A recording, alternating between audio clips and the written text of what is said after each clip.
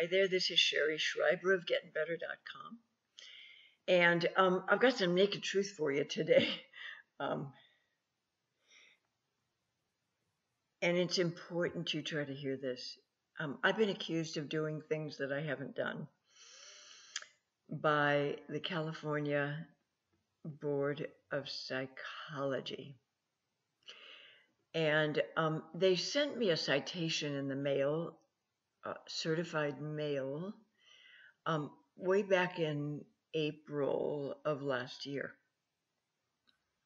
basically alleging that I had been misrepresenting myself as a psychologist, practicing psychotherapy, and of course doing all this without a license.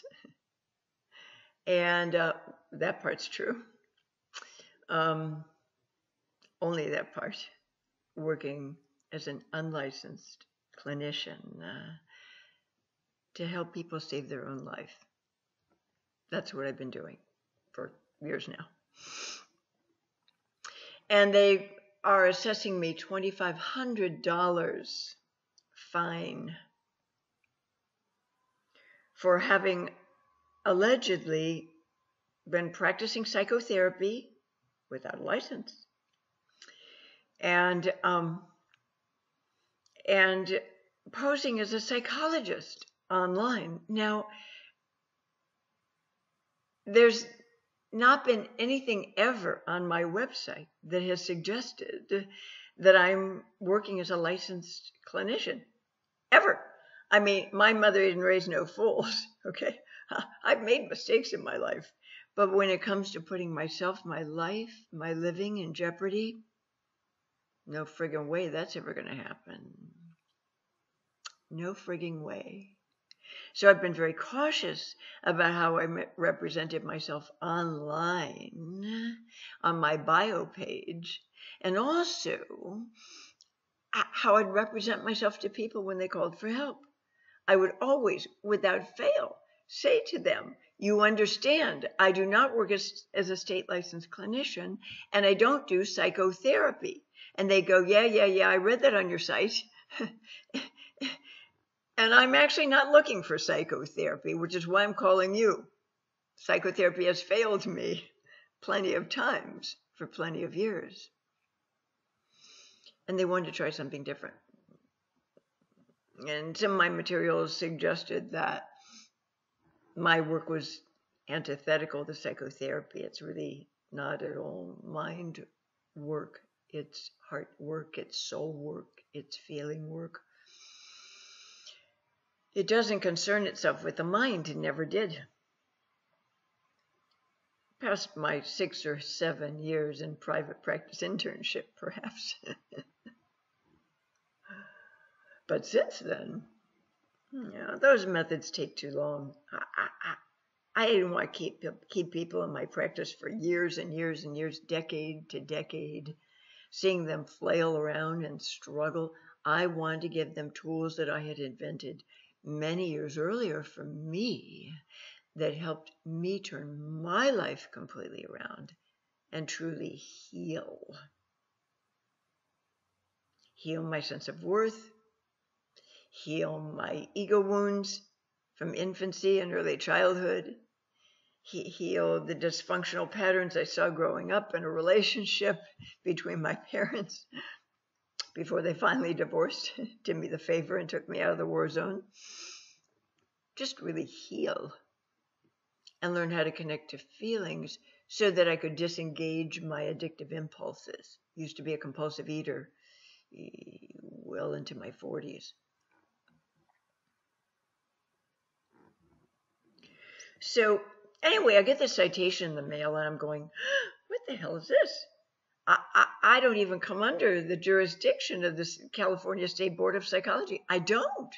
Yeah, I live in California, but my client base is all over the world. I almost never had a client that actually lived in California. My clients were in other countries, Spain, the Orient, Australia, all over the world. I'd work with people. by phone.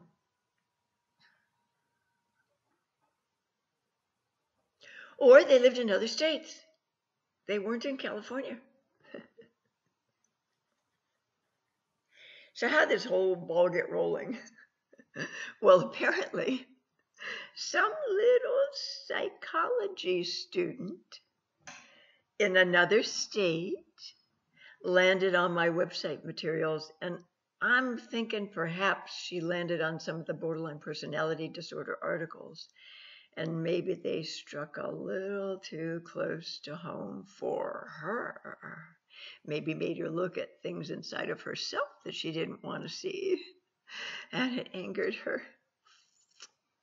So she contacted the California Board of Psychology, apparently, and filed a complaint against me that I was practicing as an unlicensed clinician, the practice of psychology, and that I was misleading the public about my unlicensed status. Never has happened. Ever, ever, ever. I'm not that stupid. I'd have to be really stupid to put myself in harm's way that way. That's one of the cardinal rules.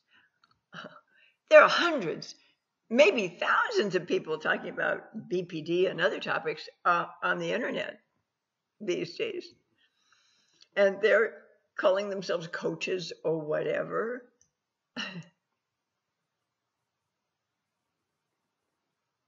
Why am I singled out?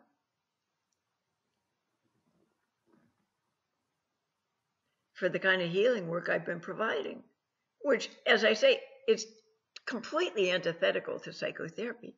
I mean, it's as far away from it as you can get. Completely antithetical. This is not mind work. This is not, let's go and analyze why you're so upset and depressed. This is not work that involves you being in your head at all. Never has been. I mean, for like the past 18 years, hasn't been that at all. But I connect you to your feelings, help you stop fearing them and dreading them and trying to eat them away, drink them away, numb out with alcohol, whatever, heroin, or fuck them away, or jerk off to porn all day to try and escape those feelings. So I've unwittingly dismantled a little out of addiction here too, just in this work. Psychotherapy takes too long. Who's got that kind of time? I didn't have years and decades to spend in somebody's office complaining about my pain. And I figured you didn't either. So the tools that I invented for myself in my maybe late 20s, early 30s are the tools that I gave my clients in my consulting practice to help them heal and grow emotionally. That's it.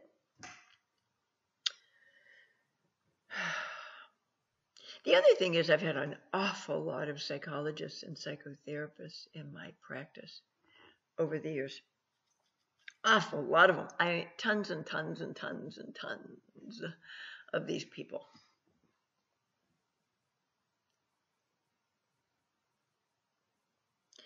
And why would they be coming to me if I offered psychotherapy? Even if I offered a much more spectacular, stellar way of going about psychotherapy. Why would they be spending all this money out of pocket? Because they can't use their insurance with me. I don't work as a licensed clinician. Why would they be doing that if they could go to one of their own? Was I that much better at what I did than other people in that community? You see, Antoinette Sorek over at the California Board of Psychology when I did an informal hearing with her on the telephone after I got the citation, she said, "Oh, you're doing psychotherapy. You're practicing psychotherapy. You're just calling it something else." I said, "I'm not practicing psychotherapy. Not at all. Not even close," which is why people are clamoring to my door as opposed to going to one of their own and being able to have their insurance pay for those sessions. I guess she couldn't hear me.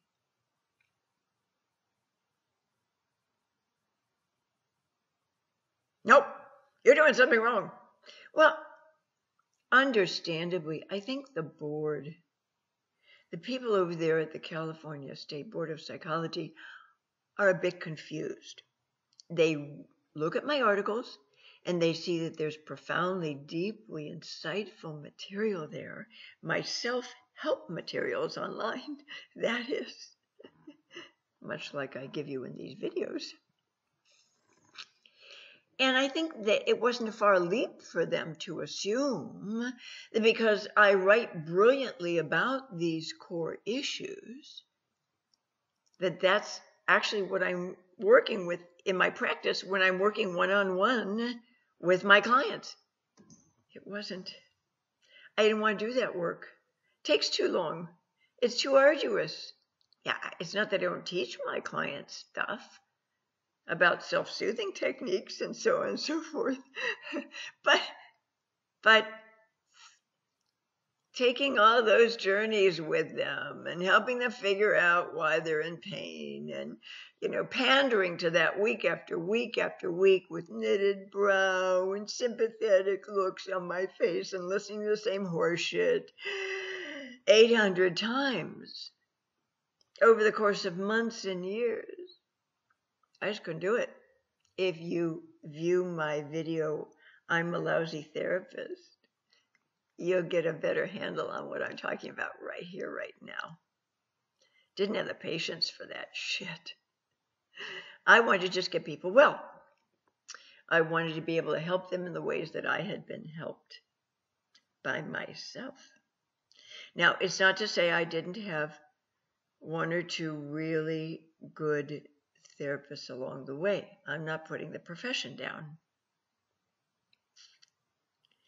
But truth be told, I was doing deeper work with my client base than my beloved therapist years ago was doing with me. And I saw him over the course of, I think, in total, about 7 years. I just knew there was a different way to help people. And I loved him. He was wonderful. But he had his own style of working with me, and it was a style very similar to a lot of psychotherapists. And I knew I needed something very different.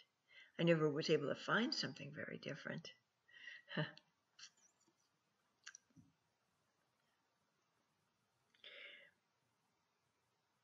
But I did know how to turn my own life around and change things radically for myself. And that's what I brought to my consulting practice. I just help people in the ways that I had learned to help myself. And it wasn't about analyzing my pain. One of my most favorite and famous sayings, and you can ask any of my clients about this, is I was always yelling at them while I was working, "Get out of your fucking head. Get the fuck out of your head." When they started wanting to talk to me about their feelings and where they thought those painful sensations came from, I'd shut them right down. "Get out of your fucking head. We're here to do feeling work. You can't feel when you're in your head talking to me. You will never learn how to do that. If you want to talk about your pain and go searching for reasons why you're in pain, you belong in a psychologist's office or a psychotherapist's office. You do not belong working here with me. This is an extremely different paradigm than you're used to. Don't think of this as psychotherapy. I'm going to kick your ass out of here.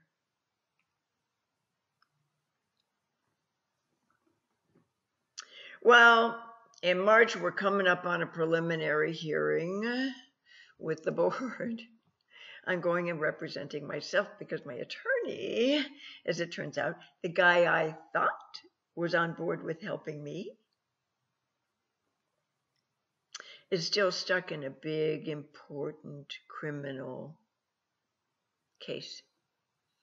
And it's unlikely he can get away and actually show up to represent me. And besides all that, I've retired. I mean, I'm technically on Social Security now. So when I thought about paying a lawyer to do this workup with me and attend this with me, I'm thinking I'm going to be out 15, 20 grand at the inside. I mean, easily. And even if I win this damn thing with the Board of Psychology, will the prize be worth the price I pay?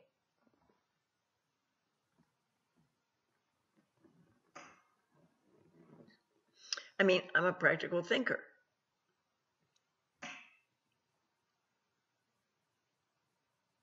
And that felt like putting myself in harm's way. For what? So they want to prove that I was indeed practicing psychology, administering psychotherapeutic services. It's just so absurd. I have a little disdain for psychotherapy. Why in the world would I be offering it? Why? It just makes no sense. It doesn't. Even in some of my web materials, you'll see this. Again, it's not that I haven't had the good fortune to have run into a couple of good, solid therapists during the course of my life. But I didn't want to practice it. Really didn't. It takes too damn long. Keeps people tied up in their pain too long. I just didn't want to practice it.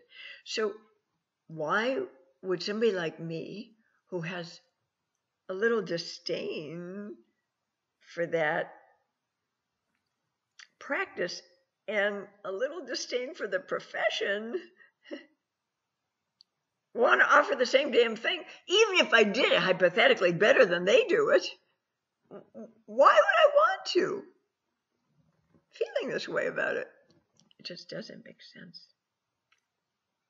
Doesn't make sense that psychologists have been flocking to me during the years I've been practicing, knowing that their methods, people they've gone to in their community, didn't help them.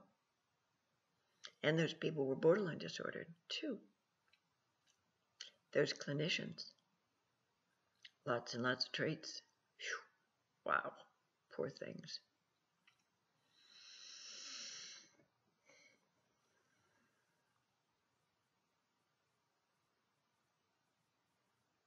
So I think I've wanted to gingerly as possible, present the truth to you in a video.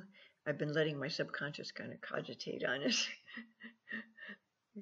find a way to express all this in as concise a manner as possible. This started, by the way, with me being contacted before I got this citation in the mail from the California Board of Psychology. The Department of Consumer Affairs got a hold of me on their behalf. And the fellow who interviewed me seemed very satisfied with the explanations and answers I gave him. Seemed very satisfied with them. I explained to him exactly how I work and how I don't work. I even gave him an example or two of how I work. I asked him straight out. I said, how do you feel about your anger? He says, oh, I'm okay with it. I said, God bless you. God bless you. That's great. I said, so after you yell or lose your temper, turns out he has kids, I found out, but after you yell or lose your temper, you don't guilt or shame yourself for that. You don't self-flagellate over that, losing your temper or letting out a little steam. He says, no, I really don't. I said, well, you're one of the few healthy people on the planet then. I teach people not to be afraid of their anger, and I teach them how healthy it is to express their anger in appropriate ways. I give them anger tools, anger discharge tools.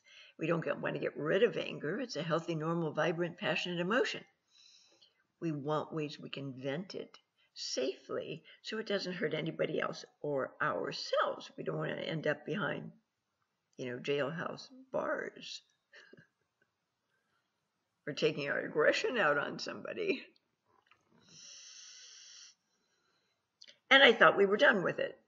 But apparently, the Board of Psychology didn't think we were done with it. They wanted to come after me. And I think they wanted to come after me because my articles are somewhat brilliant. They're designed to teach you about you and about your relationships. Hopefully, you come away from my materials gaining some much deeper insights than you've ever gained before, as you might from my YouTube videos. One can only hope. Did I just bat my eyelashes? Holy cow, I think I did. Still flirtatious after all these years.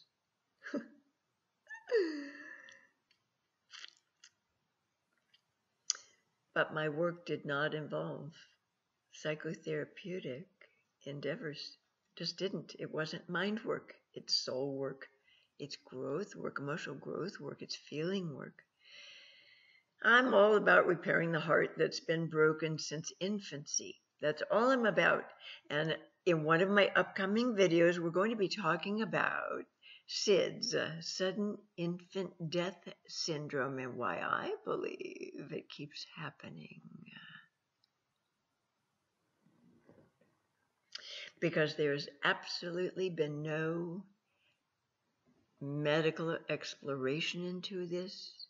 They cannot find physical causation for SIDS.